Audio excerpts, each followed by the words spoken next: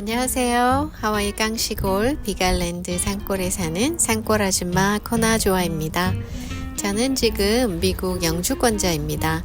미국 영주권을 갖게 되면 거주 기한에 제한 없이, 거주 목적에 제약 없이 미국에 영구히 거주할 수 있게 됩니다. 저는 이 영주권을 취득하기 위해 미국 본토 남부 미시시피에 있는 생선 공장에서 일을 했습니다.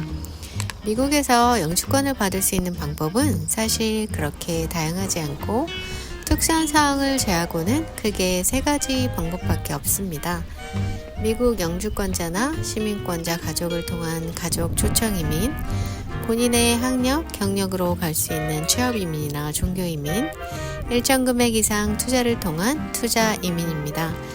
저는 초청해줄 가족도 100만 불 이상 거액을 투자할 돈도 없었기에 어느 누구나 쉽게 접근해 볼 수 있고 가장 많이 선택하는 취업 이민을 알아보고 있었습니다. 이 취업 이민 프로그램 3가지 중 국제적 명성의 소유자 1순위와 뛰어난 능력의 소유자 2순위를 제외하고 가능성이 가장 높았던 건 3순위 중 미국 내 인력을 구할 수 없어 학력, 경력 상관없이 외국인 근로자를 고용하는 비숙련직, 즉 우리에게 잘 알려진 닭공장이나 청소회사를 통한 취업 이민이었습니다.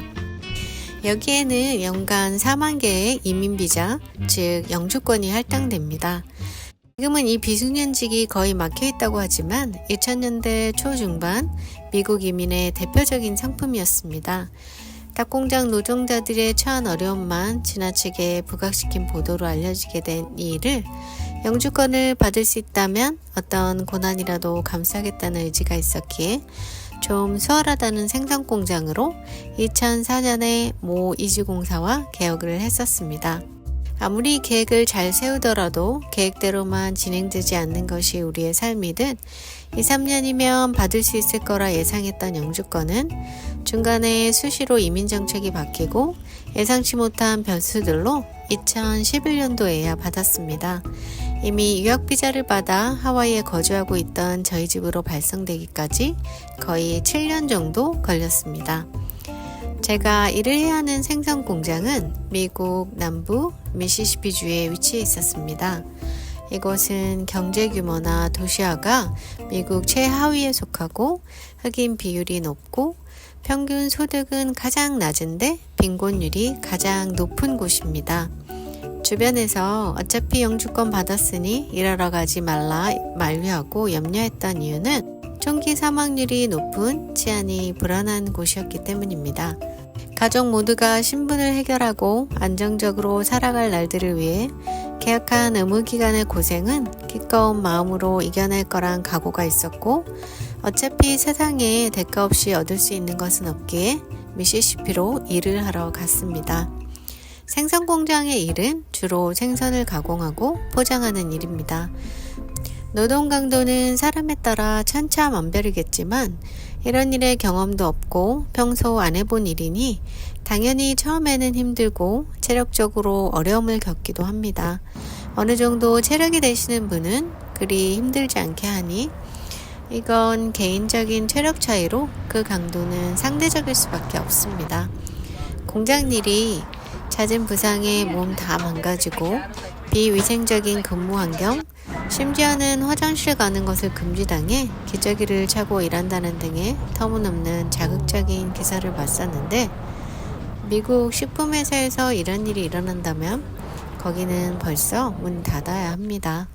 체력적인 면이 결코 절대적 기준이 아니라 개인의 의지 문제도 있지 않나 싶고 회사도 무리에 사고가 나는 것에 대해 큰 부담을 지기 때문에 각자의 능력을 벗어나는 무리한 포지션 배정을 하지 않았습니다. 공장 주변의 환경은 도시와 2시간 떨어진 깡촌답게 그 흔한 스타벅스가 없고 집에 화장실이 웬만한 집 거실 크기로 크고 집세도 싸지만 수도를 틀면 연한 갈색을 띤 흙물이 나오니 식수로 사용할 수 없었습니다. 끝없이 펼쳐지는 허허벌판, 나무 그늘에서 불어오는 바람조차 포근하고 한여름의 정오에는 폭염 경보가 울리니 더위가 몸속까지 스며듭니다. 집과 공장을과는 단순한 일상의 연속. 어쩌다 주말에 동네 유일한 월마트를 가면 낯선 동양인을 호기심 가득 찬 눈으로 바라보고 어디서 왔는지 흑인 아이들이 북적거리며 구경거리가 됩니다. 그 눈길이 꽤 부담스럽고 불편하기도 한데 제가 하나의 점으로 사라질 때까지 자리를 빛내주며 쳐다봅니다. 어떤 흑인분께는 무례한 부적절한 말과 공정하지 못한 대우를 받아 인종차별이 뭔지를 실감하기도 했었습니다.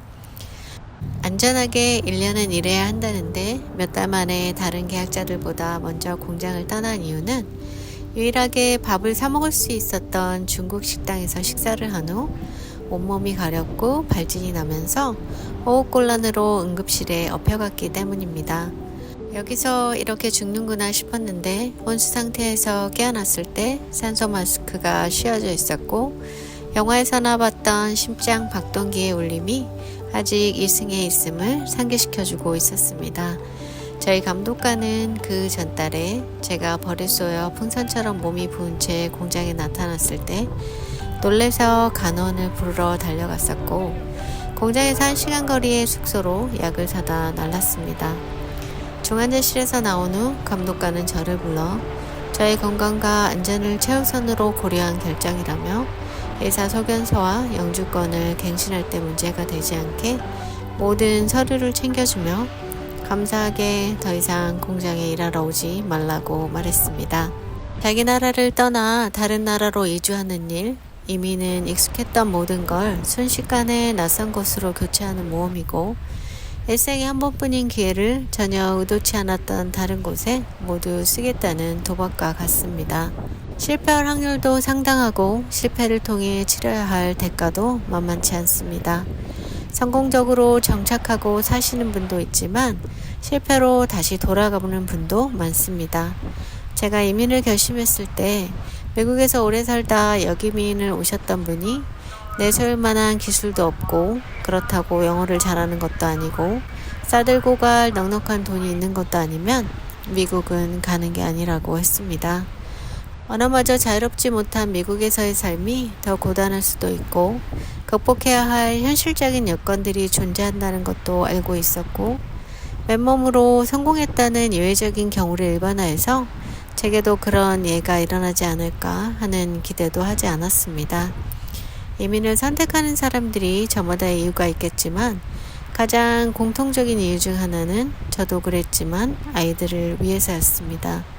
이민을 오게 되면 월급 꼬박꼬박 잘 나오던 언어 장벽 없이 인정받던 사회에서 폼 안 나는 몸 쓰는 블루칼라의 일을 하게 되는 경우가 더 일반적입니다. 다행히 미국 사회가 직업을 사람의 계층으로 나누고 저울질하는 분위기는 아닙니다. 이런 사회적 계층의 하향 이동을 감수하면서 자식 세대에게 더 나은 삶의 기회를 열어주려고 태평양을 건넙니다. 성공적인 이민은 이민을 결심하게 된 동기가 해소되는 이민이랍니다. 다행히 한국 아이들이 현지 아이들과 경쟁할 때 우위를 점하는 경우가 많고 현지 사회에 성공적으로 안착하여 안정적인 삶을 살아가게 될 확률이 높습니다. 잘 지어진 단독주택에 살며 높은 소득에 각자 차를 가지고 주 40시간만 일하고 저녁에 여가를 즐기고 주말에는 가족과 여행을 다니는 배에 불러서 옆구리 터지는 소리 하는 사람보다 그저 궁색하지 않을 정도로 의식주 해결하고 힘들게 사는 사람을 더 많이 봅니다.